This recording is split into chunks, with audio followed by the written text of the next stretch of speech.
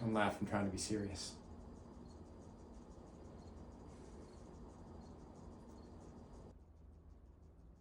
So I've convinced myself I'm doing this for the right reasons.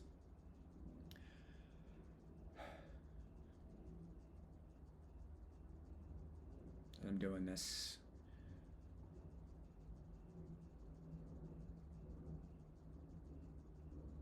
to help people out, to make it easier for people to realize their dreams and their life, whatever those dreams may be. And I'm not doing it for personal enrichment. I'm not doing it to get up some pent up anger and frustration and foist that onto other people. So I've convinced myself that I'm doing it for the right reasons. And I'm the one that's got to look at myself in the mirror. So, you know, you be the judge of whether or not I'm full of shit. But I'm recording this a few minutes before the debate starts, September 10th, 2024. And there are two topics that I would love to see discussed in this debate, even though I am not optimistic it's going to happen that President Trump and Vice President Harris are going to discuss these two things. First is the extent of surveillance and the extent of exactly what was inferred from all of this information, from this information revolution that occurred, you know, with everything's tracked online and digital worlds and us sharing, you know, our lives online and things like that. So like, what is that, was that used for, you know?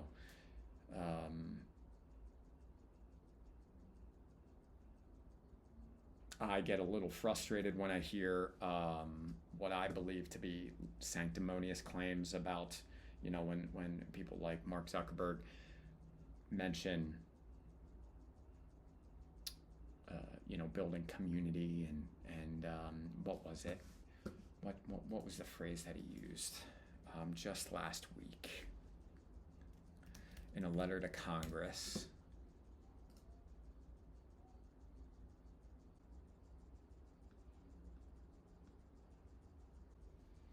Our platforms are for everyone.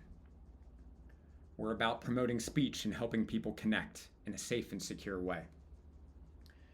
And there are many reasons why I think this is completely bogus.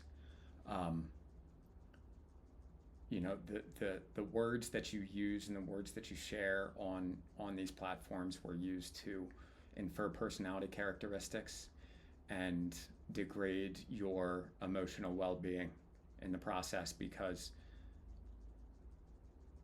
it, you know, the conventional wisdom a number of years ago was, if you're angry, you're engaged, and if you're engaged, you're staying on these platforms. So I'm incredibly frustrated with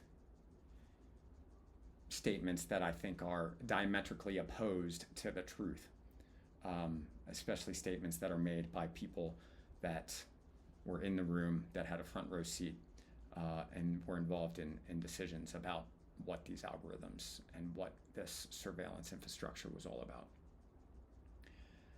And a very potent weapon, you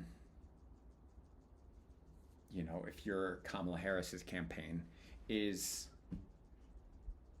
to question President Trump on why he used 50 to 60,000 advertising variations per day on Facebook in the 2016 election. And that was a gigantic increase from the prior election cycle. President Obama used 500 such experiments, to get people to donate to the campaign. And that over the course of the entire election cycle, and President Trump saw the effectiveness of it, and jacked it up many dozens of times, a series of magnitude more than what was previously deployed. And the reason why this needs to be a discussion is because there's the legislative frameworks around these practices are 21st century version of the Wild West. Platforms have immunity in how they moderate content, and there's a number of corrosive and destructive ways that this plays out in real life, including the political process. And so if Kamala Harris attacks President Trump for these practices, that would lead to some collateral damage because the Democrats used it just as nefariously,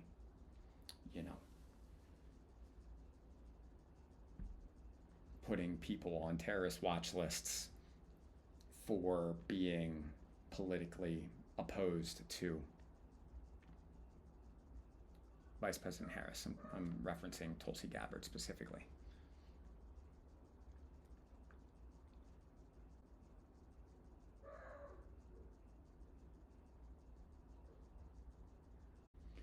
So if you're watching the debate, enjoy it, I guess,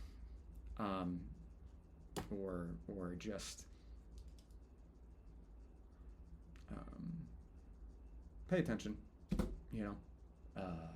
to what's going on. Make your own decisions about what's going on, and thank you for listening.